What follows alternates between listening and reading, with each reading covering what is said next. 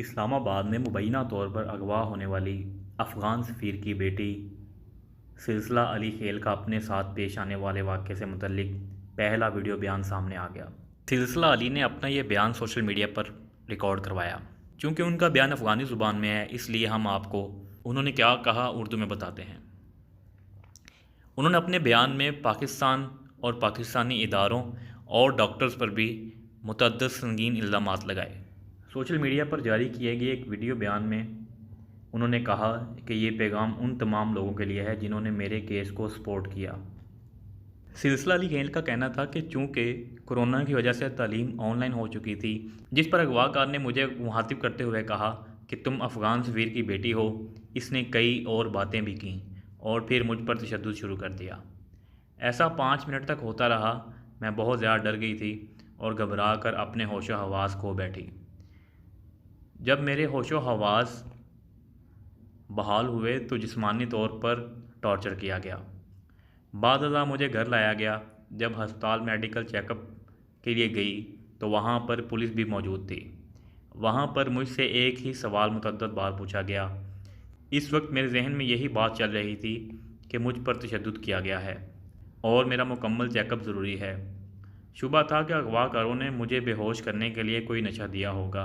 اس کا check up ابتدائی 18 گھنٹوں میں ہونا ضروری تھا۔ میڈیکل رپورٹ سے پولیس کو تحقیقات میں بھی مدد ملنی تھی، لیکن یہ بھی نہیں دیکھا گیا کہ میرے کپڑے کس حالت میں ہیں اور میں کہاں کہاں سے زخمی ہوں۔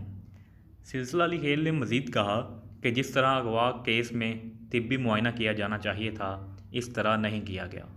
یہاں تک کہ ڈاکٹرز بھی یہ جاننا چاہتے تھے کہ میرے ساتھ کیا ہوا۔ او پی ڈی ڈاکٹر بھی مجھ سے یہ سوال کرتا رہا کہ مجھے شروع سے لے کر آخر تک بتاؤ تمہارے ساتھ ہوا کیا۔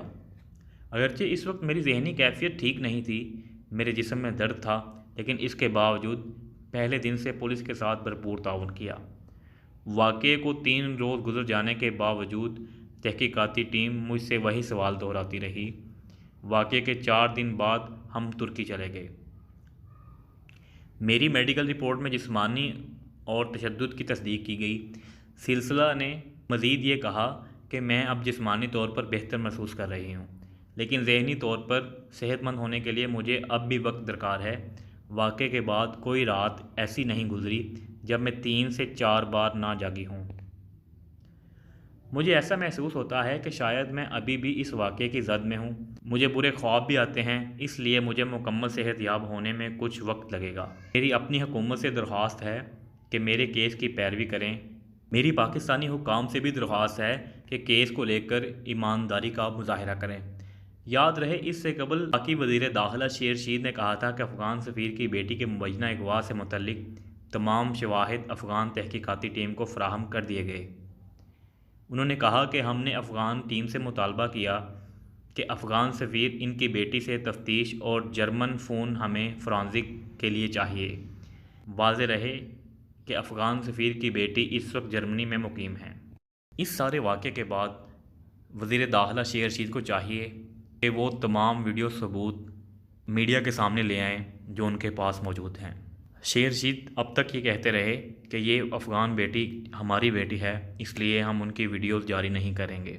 اب وقت آ گیا ہے کہ پاکستان اپنے موقف کو دنیا کے سامنے رکھنے کے لیے وہ CCTV ویڈیوز جو ریکارڈ کی گئی ہیں ان کو دنیا کے سامنے رکھے، تاکہ پاکستان کے خلاف کیا جانے والا پروپیگنڈا بے نقاب ہو سکے۔